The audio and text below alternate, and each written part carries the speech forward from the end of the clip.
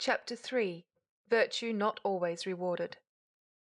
It was not to be expected that such an occurrence could be passed entirely over, but then again it is difficult to punish 7 children at the same time.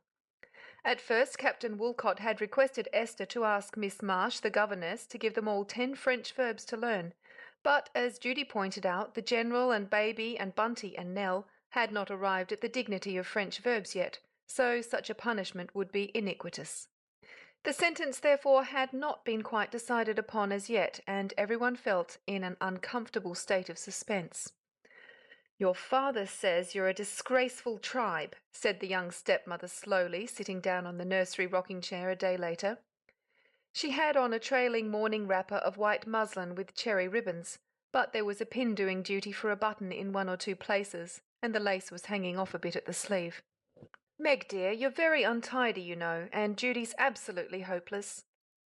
Meg was attired in an unbecoming green cashmere, with the elbows out and the plush torn off in several places, while Judy's exceedingly scant and faded pink zephyr had rents in several places, and the colour was hardly to be seen for fruit stains. Meg coloured a little. "I know, Esther, and I'd like to be nicely dressed as well as anyone, but it really isn't worth mending these old things." She picked up her book about the elegant girls who were disturbing her serenity and went over to the armchair with it. "Well, Judy, you go and sew up those rents and put some buttons on your frock." Esther spoke with unusual determination. Judy's eyes snapped and sparkled. "Is that a dagger I see before me, the handle to my hand? Come, let me grasp it," she said saucily, snatching one of the pins from Esther's dress, fastening her own with it, and dropping a curtsy. Esther reddened a little now. "That's the General, Judy. He always pulls the buttons off my wrappers when I play with him. But I'm forgetting. Children, I have bad news for you." There was a breathless silence. Everyone crowded round her knees. "Sentence has been proclaimed," said Judy dramatically. "Let us shave our heads and don sackcloth. Your father says he cannot allow such conduct to go unpunished, especially as you have all been unusually tiresome lately. Therefore you are all to be taken away and hanged by the neck till we are dead. Be quiet, Judy. I have tried my best to beg you off, but it only makes him more vexed. He says you are the untidiest, most unruly lot of children in Sydney, and he will punish you each time you do anything, and there shall be weeping and gnashing of teeth. Oh, shut up, Judy. Can't you let us hear?" Pip put his hand over her mouth and held her by the hair while Esther told the news. "None of you are to go to the pantomime. The seats were taken for Thursday night, and now, you very foolish children, you will all have to stay at home." There was a perfect howl of dismay for a minute or two. They had all been looking forward to this treat for nearly a month, and the disappointment was a really bitter one to them all. "Oh, I say, Esther, that's too bad, really. All the fellows at school have been." Pip's handsome face flushed angrily. "And for such a little thing, too." "Just because you had roast fowl for dinner," said Judy in a half-choked voice. "Oh, Esther, why couldn't you have had cow or horse or hippopotamus? Anything but roast fowl." "Couldn't you get round him, Esther?" Meg looked anxiously at her. "Dear Esther, do. Oh, you sweet, beautiful Essie, do try." They clung round her eagerly. Baby flung her arms round her neck and nearly choked her. Nell stroked her cheek, Pip patted her back and besought her to be a good fellow. Bunty buried his nose in her black hair and wept a silent tear. Meg clasped her hand in an excess of unhappiness.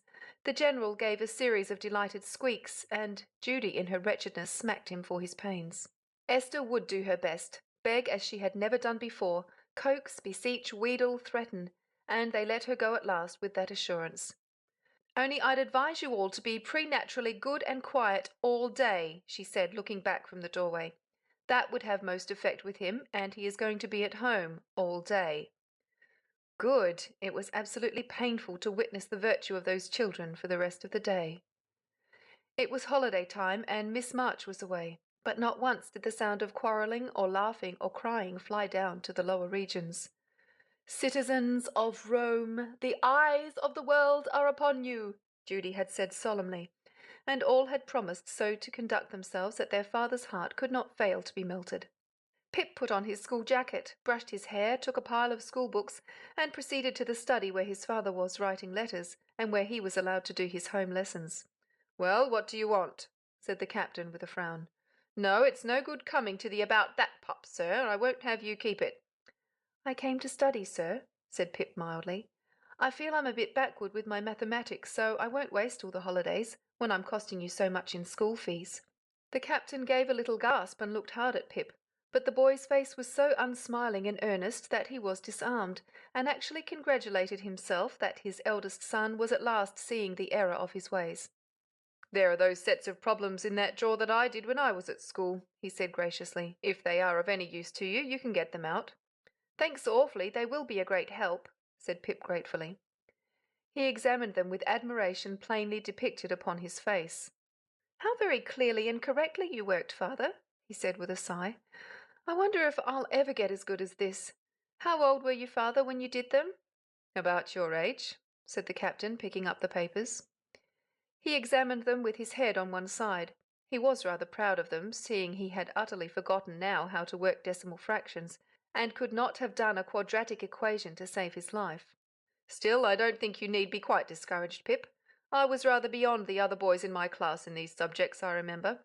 We can't all excel in the same thing, and I'm glad to see you are beginning to realise the importance of work."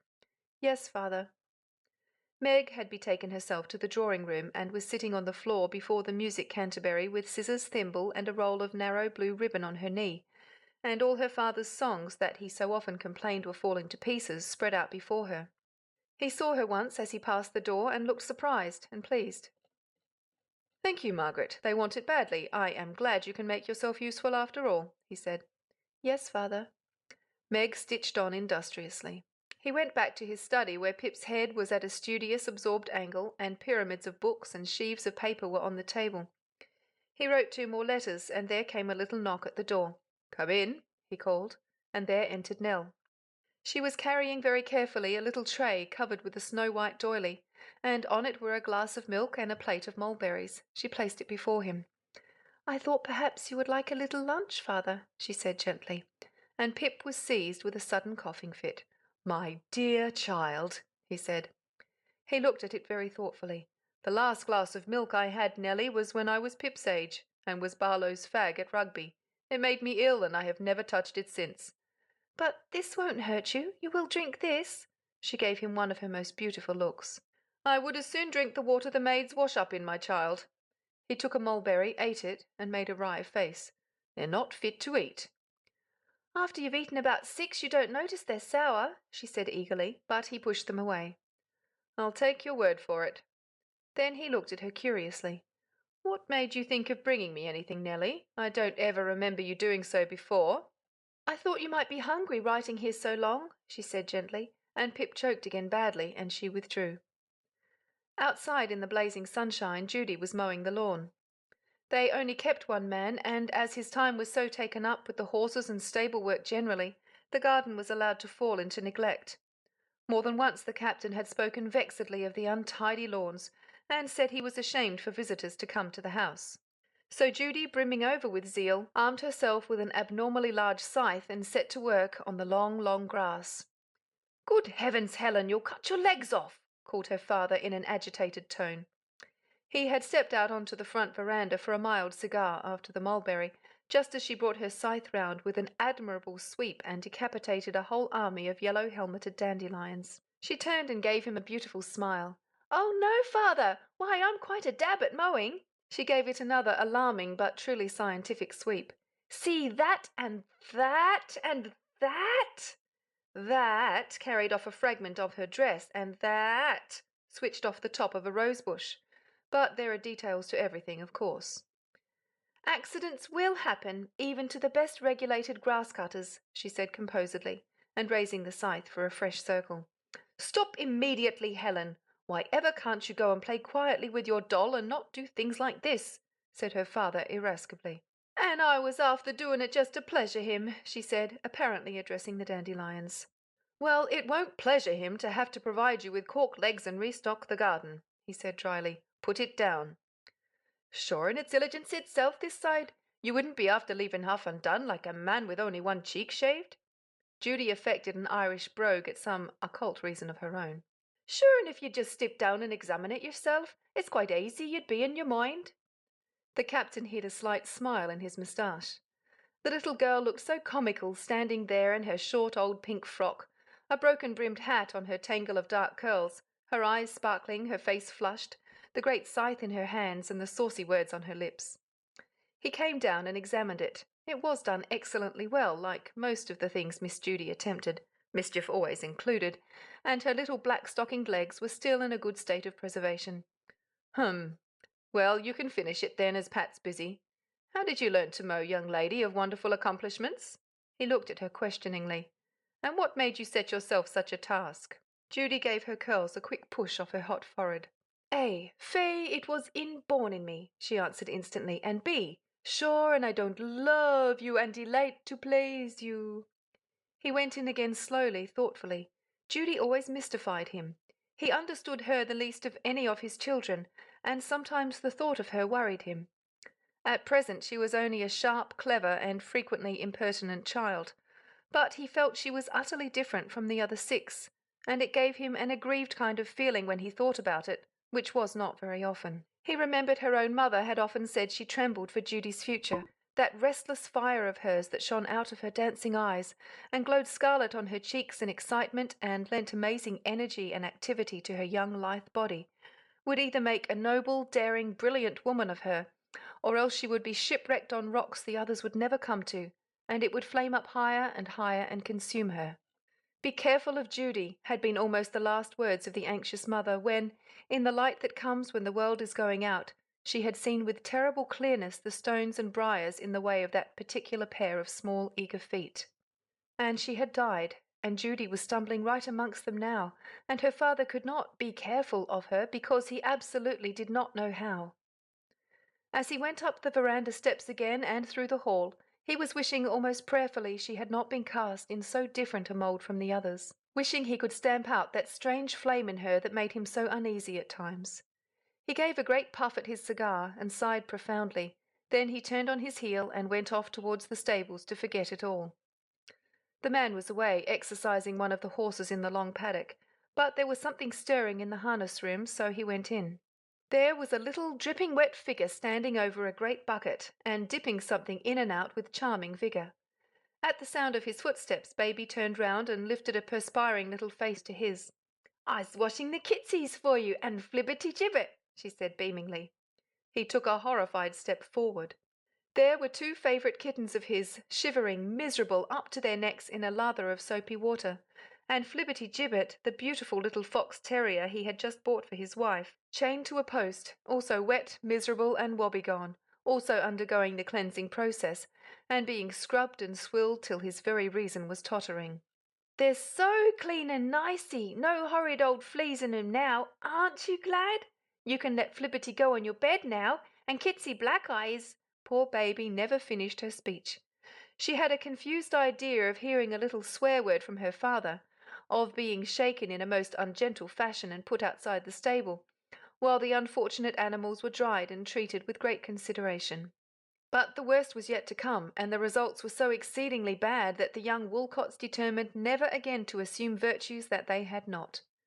Bunty, of course, desired to help the cause as strongly as the others, and to that end his first action was to go into his bedroom and perform startling ablutions with his face, neck, and hands.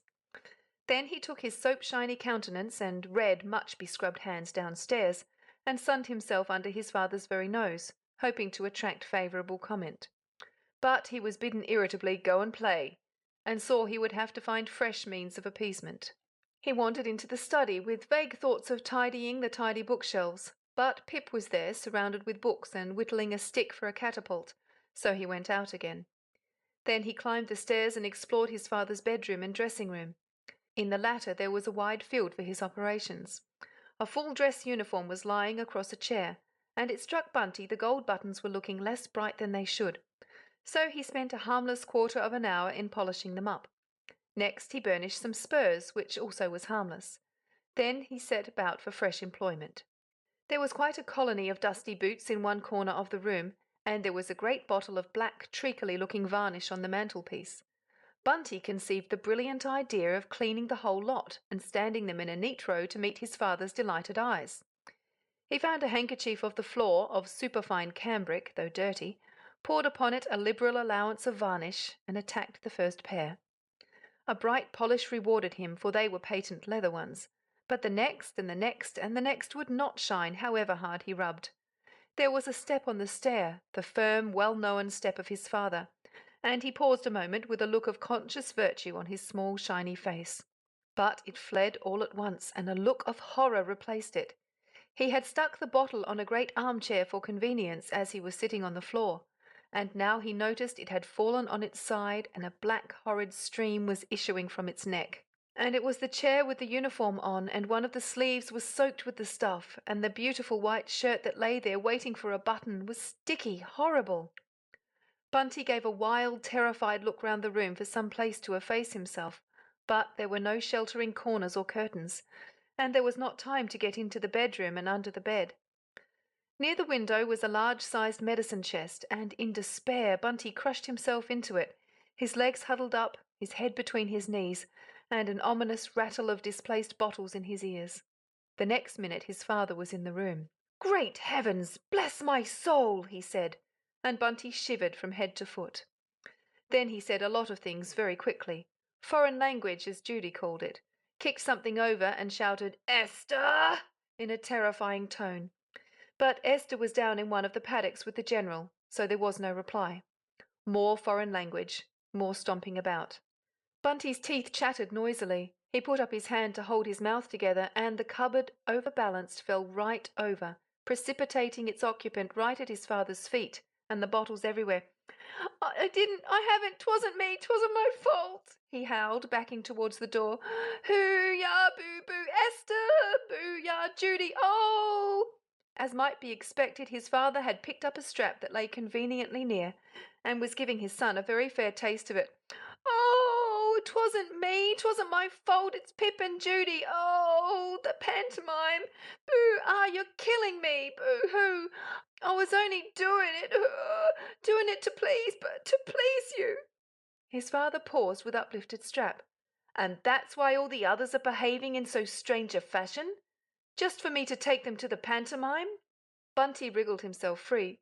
"Boo-hoo, yes, but not me, I didn't, I never, true's faith, oh, it wasn't my fault, it's all the others, hit them the rest." He got 3 more smart cuts, and then fled howling and yelling to the nursery, where he fell on the floor and kicked and rolled about as if he were half killed. "You sneaks!" he sobbed, addressing the others, who had flown in from all parts at his noisy outcry. "You mean pigs! I hadn't no foul, and I've had all the beating, you sneaks! Oh, I'm bleeding all over, I know." They couldn't help laughing a bit. Bunty was always so irresistibly comic when he was hurt ever so little, but still they comforted him as well as they could, and tried to find out what had happened. Esther came in presently, looking very worried. "Well," they said in a breath. "You really are the most exasperating children," she said vexedly. "But the pantomime, quick, Esther, have you asked him?" they cried impatiently. "The pantomime? He says he would rather make it worth Mr. Rignold's while to take it off the boards than that one of you should catch a glimpse of it. And it serves you very well right. Meg, for goodness sake, give baby some dry clothes. Just look at her. And Judy, if you have any feeling for me, take off that frock. Bunty, you wicked boy, I'll call your father if you don't stop that noise. Nell, take the scissors from the General. He'll poke his eyes out, bless him." The young stepmother leaned back in her chair and looked round her tragically. She had never seen her husband so thoroughly angered, and her beautiful lips quivered when she remembered how he had seemed to blame her for it all. Meg hadn't moved. The water was trickling slowly off baby's clothes and making a pool on the floor. Bunty was still giving vent to spasmodic boos and hoos. Judy was whistling stormily, and the General, mulcted of the scissors, was licking his own muddy shoe all over with his dear little red tongue. A sob rose in her throat, 2 tears welled up in her eyes and fell down her smooth, lovely cheeks. "7 of you, and I'm only 20, she said pitifully. "Oh, it's too bad. Oh, dear, it is too bad." End of chapter 3.